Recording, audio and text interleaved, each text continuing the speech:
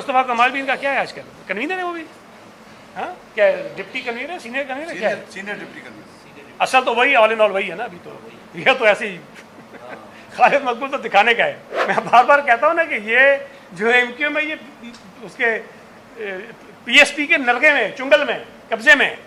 शहीद जुल्फ़िकार अली भुट्टो जब हयात थे, जब इनकी नफरत अंगेज सियासत शहर पे मुसल्लत नहीं हुई थी, तो पीपल्स पार्टी इस शहर की बड़ी सियासी जमात थी। इन्होंने नेशनलाइजेशन पे तनकीद की। अक्ल के अंधों को पता ही नहीं है, पाकिस्तान पीपल्स पार्टी के मंशूर का हिस्सा था नेशनलाइजेशन। और मुझे हैरत होती है कि खालिद मकबूल सिद्दीकी किस मुंह से ये बात करता है। मैंने इल्जाम नहीं लगाया। वो मुस्तफ़ा कमाल भी इनका क्या है आजकल, कन्वीनर है वो भी? हाँ, क्या डिप्टी कन्वीनर है, सीनियर कन्वीनर क्या है? Senior deputy convener. असल तो वही, ऑल इन ऑल वही है ना अभी तो। ये तो ऐसे ही खालिद मकबूल तो दिखाने का है। बेसिकली असल में तो मैं बार बार कहता हूँ ना कि ये जो एमक्यूएम है, ये उसके पीएसपी के नलगे में, चुंगल में, कब्जे में। अब अगर उनके नलगे और कब्जे में है तो भाई पीएसपी का जो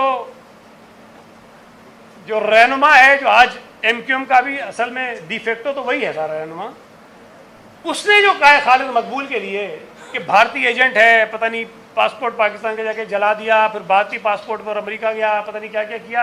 यार वो आदमी हमें दर्ज देगा, वो आदमी हमें सिखाएगा कि कुछ हुब्बुल वतनी क्या होती है, तो पाकिस्तान से मोहब्बत क्या होती है। मतलब शर्म आनी चाहिए लोगों को ये बात करते हुए, अगर आपका अपना किरदार इतना मशकूक है।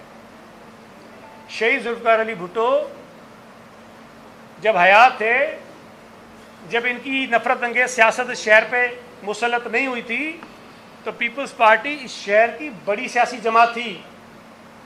और जो वो इलाके जहाँ पे हमारे उर्दू बोलने वाले भाई बहुत अक्सरियत में हैं, वहाँ पीपल्स पार्टी मजबूत थी, वहाँ से पीपल्स पार्टी को अच्छा खासा वोट पड़ता था। ये तो शहर की बर्बादी इनके आने के बाद हुई है। तो नफरत की वजह से लोग इधर उधर तकसीम हो गए।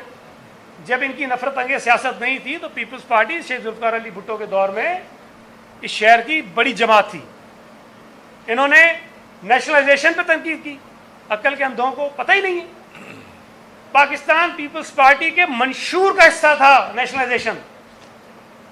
शहीद जुल्फ़िकार अली भुट्टो ने उस मंशूर पर अमल करते हुए नेशनलाइजेशन की। अगर ये कहते हैं कि नहीं 22 खानदानों का गलबा होना चाहिए पाकिस्तान की सियासत के ऊपर, तो बरमला कहें ना। ये बात करते हैं गरीबों की, बात करते हैं मजदूरों की, बात करते हैं निचले तबके की, बातें करते हैं सरमाएदारों की।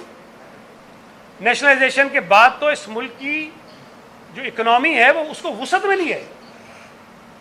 इस मुल्क की मईशत में अगर ये नेशनलाइजेशन ना हो रही होती माजी में, कि निकाल दें उसको माइनस कर दें, तो आज भी 22 खानदान होते जो हुक्मरानी कर रहे होते। आज कम से कम ये तो है कि 22 की जगह 22,000 खानदान है जिनका हिस्सा है इस मुल्क की मईशत के अंदर। नए नए स्टेक होल्डर्स पैदा हो गए हैं इस मुल्क की मईशत के अंदर। ये अगर समझते हैं कि ये गलत हुआ और स्कूलों को प्राइवेटाइज करके गरीब लोगों के लिए, गरीब बच्चों के लिए, गरीब फैमिलीज के बच्चों के लिए स्कूलों में जाने के रास्ते खोले गए, ठीक है, ये बरमला कहें कि हम उसके खिलाफ हैं। अजीब अजीब अजीब अजीब सी बेतुकी उन्होंने बातें की हैं। और मैं ये समझता हूँ कि ये किसी तौर पर भी चीज़ें मुनासिब नहीं हैं। मैं गुजारिश करना चाहता हूँ एक मरतबा फिर इनसे, इनके फॉलोअर से, कि इनकी ज़हनियत को समझें। ये एक मरतबा फिर इस शहर को, इस सूबे को, इस मुल्क को बर्बादी के रास्ते के ऊपर लेके जाना चाहते हैं।